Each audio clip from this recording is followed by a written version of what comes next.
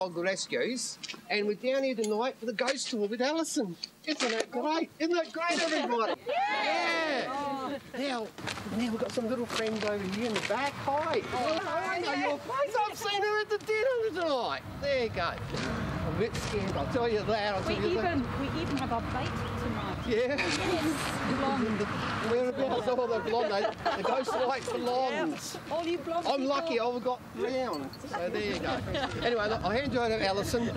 Thank you so much. Now, it's going to be a great night, I can see it. Race over and get into that church area that you're talking about, okay? All right, no worries. You're such a positive person, Giovanni.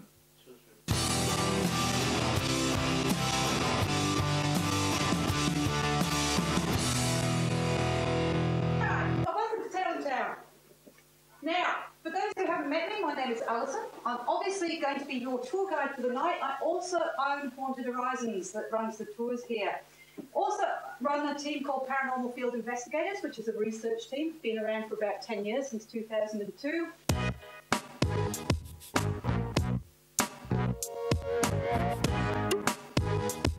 Yeah, and what would they need to watch out for?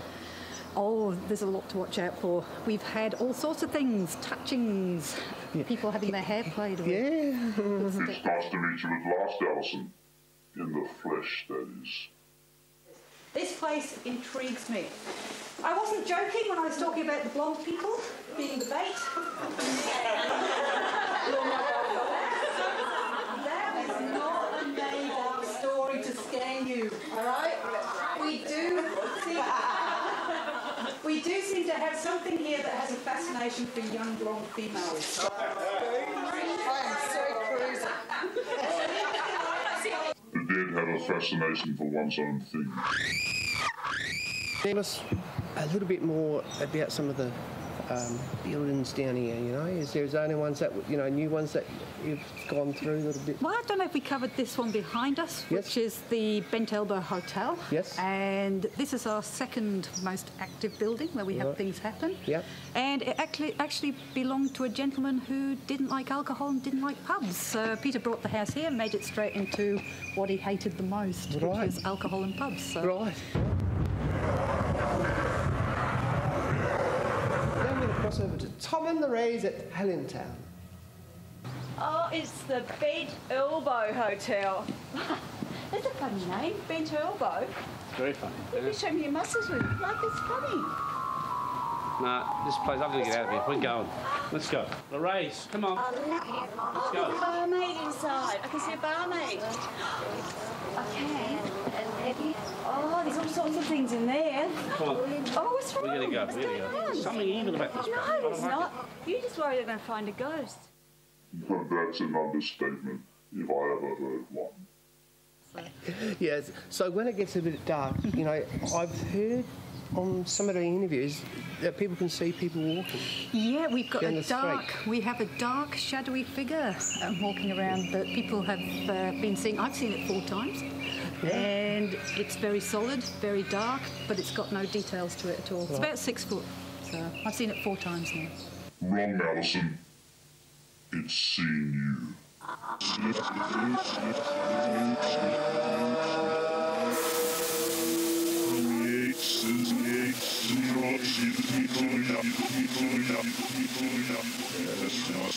I can see something in there.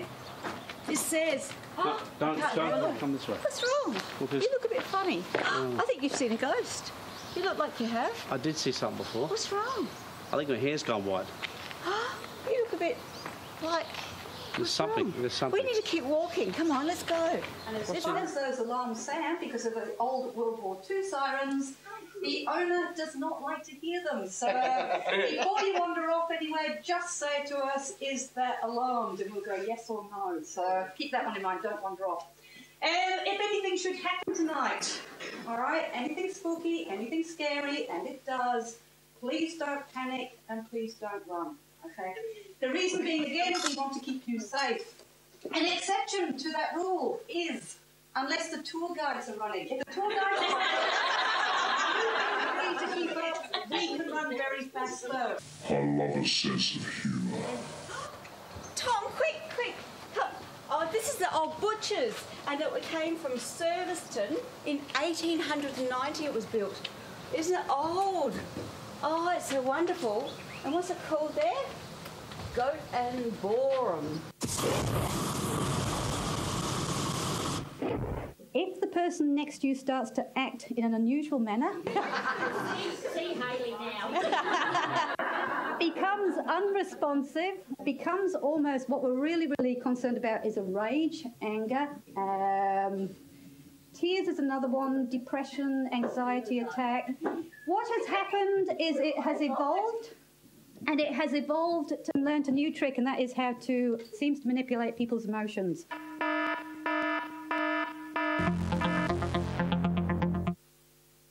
No, let's get out of here. I'm serious. No. Oh, have a look. No. I think he's coughing. No. Come over here, Samuel. Don't be shy. Don't trip over that. Come on. This is Samuel. G'day, Samuel. Samuel's one of my best mates. He's a bit of a snob, but I know everything. yeah, he knows everything, but that's okay. But he's here tonight to have a look. I heard about this place. I wanted to come. Yeah, I know. Yeah, well, that's it. You know. Samuel Smart, don't you know that ghosts dislike inquisitive people?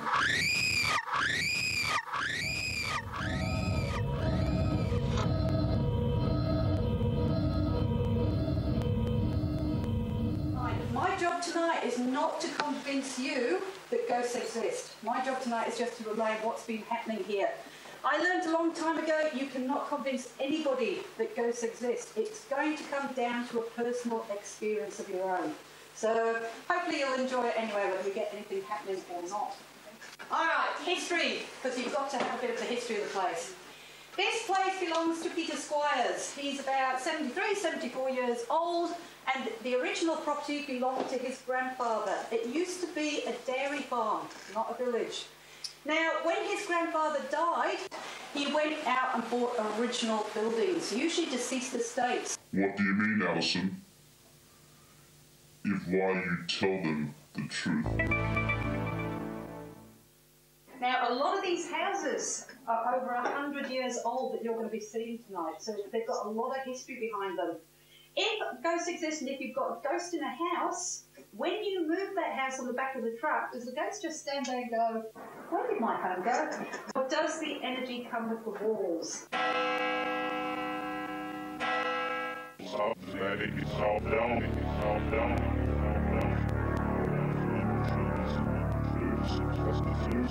The stories, for those who are into the paranormal, you've got a perfectly nice house, nothing's happened in that house until somebody went out and bought an antique, brought the antique home, and suddenly they've got strange things happening in their home. We know this happens. We've been called out on 3 cases as a paranormal team. One of them was an antique wedding ring, by the way, so watch out for that. Theory behind that is energy can cling to things it was happy with in life. Loving objects become a part of a person's life. Whether they're alive or dead, they have an attraction for these things. Fire! Fire! Fire! It matches the red fire in the matches your tie. That's all. You're fine. I thought it was a fire. Beautiful? It's the old Dennis fire engine. Isn't that great? What's that to do with ghosts? It doesn't. It just means it's an old fire engine. This is an old fire. What do you call it? Where that powers its fire engine. I thought it was ghosts here.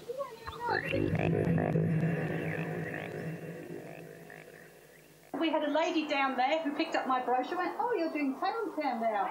I said, her and a friend had been walking up the side of that train there when she'd seen the figure of a little girl at the end of the train in a long white dress. Piqued my interest at that point. Then I had a phone call from a lady who lives in the old house across the freeway there. In her words, not mine, she rang me up and she went, I think I've got boogers in the house. Like, this is country term. So she sort of said that she would wake up in the night, she could hear a noise in her hallway, she would go out into the hallway and occasionally she would see a figure of a 10-year-old child or roughly that age standing in the hallway in a long white dress. So I have pushed Peter harder on this to see who she could be. He said he does remember a story. It was before he was born. It was in the 1919, 1920. And there was a little 10-year-old girl that used to live across in that cottage over there. Now, I don't know if you know your history or you remember your history, but influenza went around the world about World War I time, killed more people than World War I did. I don't know if you remember your history. And this little girl is one of the ones that contracted influenza and died. Peter's grandmother gave the family a long white dress to bury the little girl in. So that could be the link. Now, I had two clairvoyants on my tour one night. And they didn't tell me they were clairvoyants. They were security guards from New South Wales, actually, so far from thinking that they had any talent.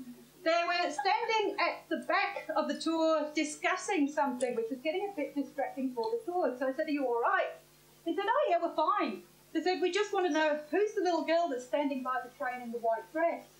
Now, I hadn't even been telling that story on the tours because at that stage it was still a no-no story. Well, she likes to be called Emmy. Her real name is Emily. Now, I really need to find this name out. Influenza back in those days would have culminated in a nasty death. In the right circumstances, the unhappy spirit would remain around.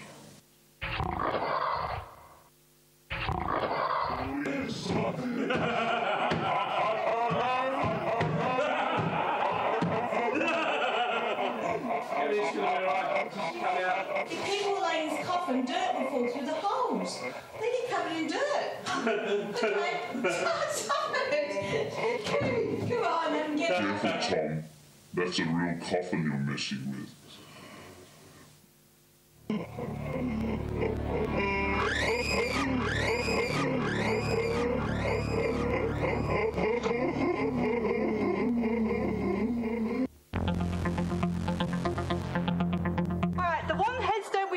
Talk about though is this headstone here. Samuel Sisson, 1868, came from a paddock or a property down in Nairn. A lady who owned that property was now moving to Tasmania. She had this grave in one of her paddocks. It's a very historical grave. She had just sold her place to developers, so she knew that if she had left that headstone, it would have got trashed. So she took it with her to Tasmania to keep it safe. She obviously couldn't do anything about the body, that stayed behind. She then moved to WA, and she took that headstone with her to WA to keep it safe. She then moved back to SA, to Murray Bridge, and she brought it with her to keep it safe there too. She then got very sick, and she was dying, so she came to Peter and said, "Could you look after this headstone? I can't look after it anymore, and it is very, very historic." So Peter said, "Yep, not a problem, we'll put it in the cemetery here," which he did. Now, here comes a twist to the story. When we came here to investigate as a team, not as a tour group, we had to put something on our research site about Tailem Town. Now, we were scratching our heads, shall we put something up about the church or shall we put it up about the hotel? Because both of those places had ghost stories attached to them. For whatever reason, I still don't know why I did it. I put up Samuel's headstone. There is no ghost story attached to that headstone.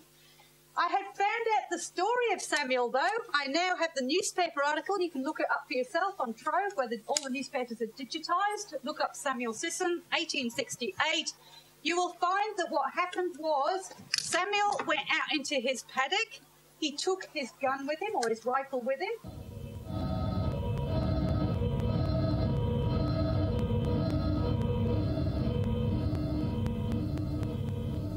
I love graveyards.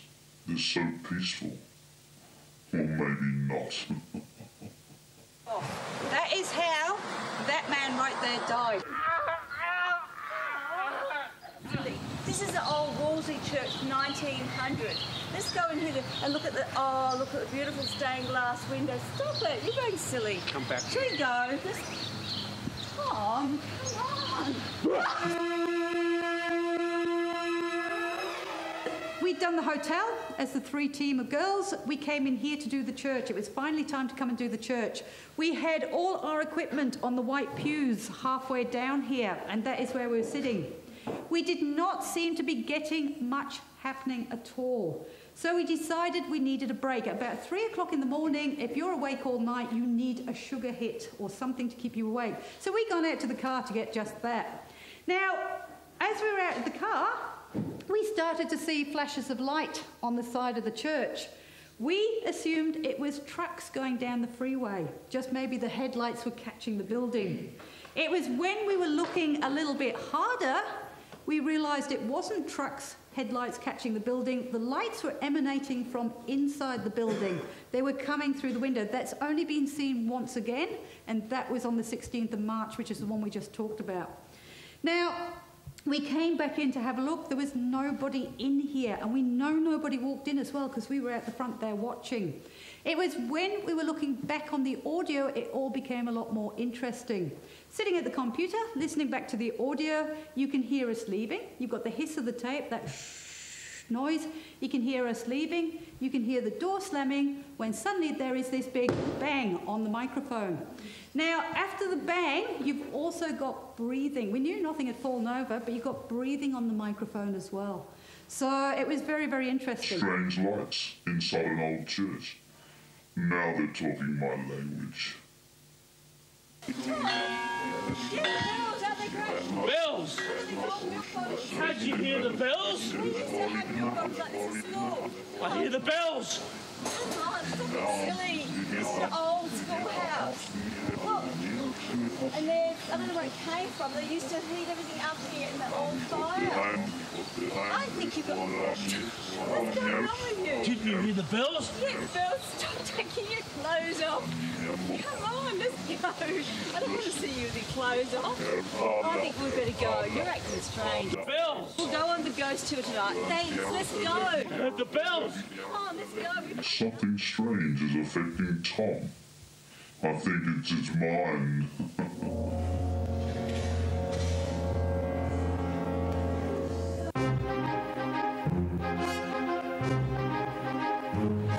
About 2 years later, we decided to do tours here for Peter. And we had to do a warm-up tour, so I have my team sitting over there. I am talking about that story. I'm saying we're listening back to the audio when there was this big... I didn't even get the word out before there was a huge bang right on the stage next to me here. In fact, we caught it on video. Now, if you go and watch that video on YouTube, yeah, all right, I admit it, I might have said a rude word, so, or two, and stepped off the stage away from it. We thought maybe that book there had fallen off onto the floor, because that's what it sounded like. It sounded like somebody just got a big book and just gone boom on the stage next to me. There was no reason for that bang. That book was still there. So it was almost like it was giving me things on cue. Look what I found, Tom. I've got lots of spiders as friends here. Will you come and join me? What's the matter? This is great here. Look at this beautiful old car and old lawnmowers and...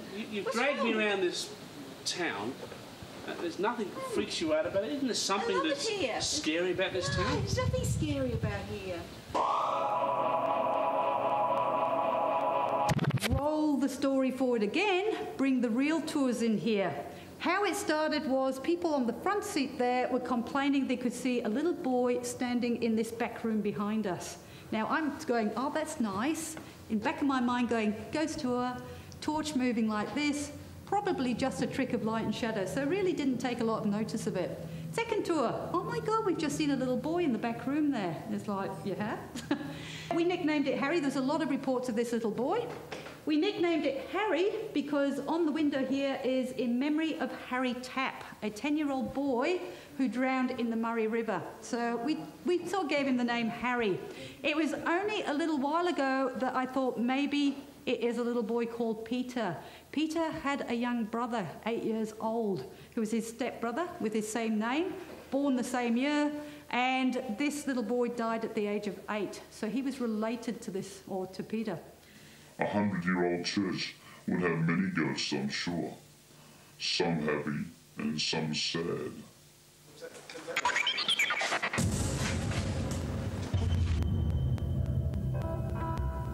Where the more we brought tours in here, the more we've had more active things happening. The touching started. We started to lose people in tears. Now, it was a 16-year-old girl with blonde hair that was the first one to cop it. She was sitting, second row back. The tour had left, and I was talking to her father over here when I thought she was laughing. She got up and left the church, and I thought she was laughing. She wasn't. She was absolutely beside herself, sobbing. The reason being, she said she had been sitting there waiting for her dad when something had got her ponytail, moved her ponytail to one side and started to caress the back of her neck. There was nobody sitting behind her. So that was the first time. Anna was out looking after her. It took us 20 minutes or more to calm that girl down. Are you listening to these stories? Does it scare you? Please, stop it. Go to the school and that's it. I've had enough then. And then we've gone and go to church tonight.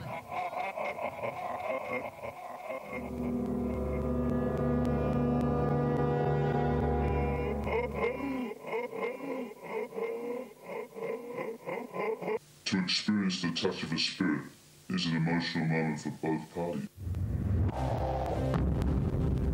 Then it quantum leaped a little bit more and started to do more physical stuff. A girl, in fact, this video is up on YouTube on one of our promos, by the way. What you'll hear is a crashing noise coming from the second pew back on this side. What happened was, and I laughed, and I do apologise about that, you will hear me laugh, because I thought somebody had fallen off the pew. Probably not something I should have done, but there you go. Not something to laugh at, but it got caught on video.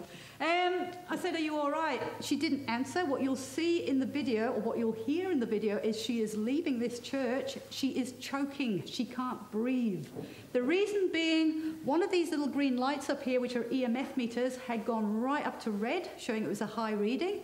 She had been plunged into feeling absolutely frigid cold. And then what happened was she panicked a little bit and went to get her torch. That is where the bang happened. The noise you hear, and the noise I heard, was her hitting the back of the pew as whatever it is hit her right there. The second noise you hear is her fighting to get out of here over her partner to get the hell out of this church. So it started picking up on its touching and feeling stuff. Remember I said I saw it 4 times? The most dramatic time, the one that said to me, I have no doubt, I don't care whether people believe or not, all right? I really don't, because I know it's here. I have seen it. The most dramatic time was in this church.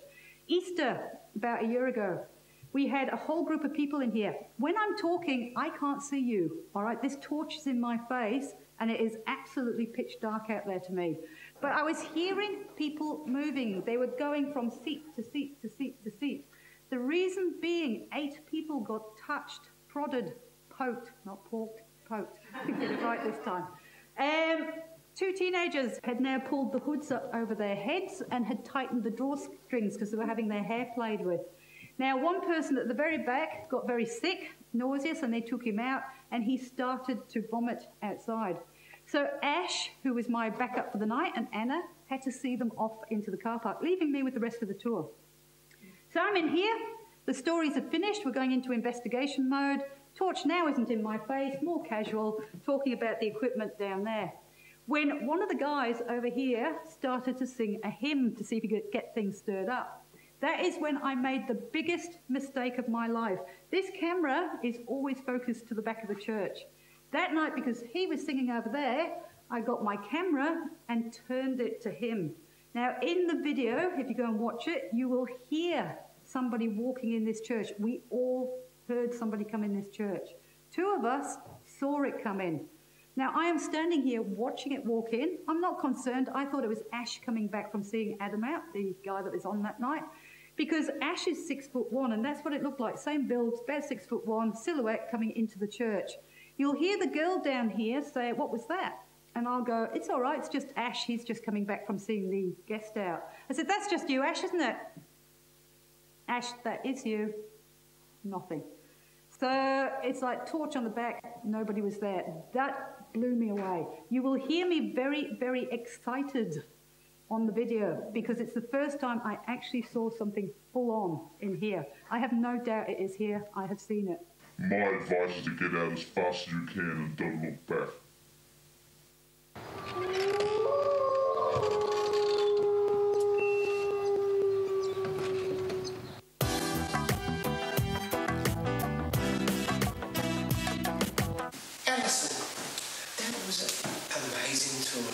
enjoyed it? Yes, I did. And you enjoyed it? Yeah, it wasn't bad. I wasn't scared at all. So there was a few things happening. People touching. You know, there was like ghosts. We got a few people who were gasping. I know I was telling the stories and all I could hear was gasps in the back, so when we questioned them, apparently one person in particular seemed to have got touched a bit and felt very uncomfortable. Is this common in the church? Touching is probably the most common thing we have here. Usually hair and normally blonde people. So I'm lucky. she got touched in the back though. This time we have had that once before. Yeah.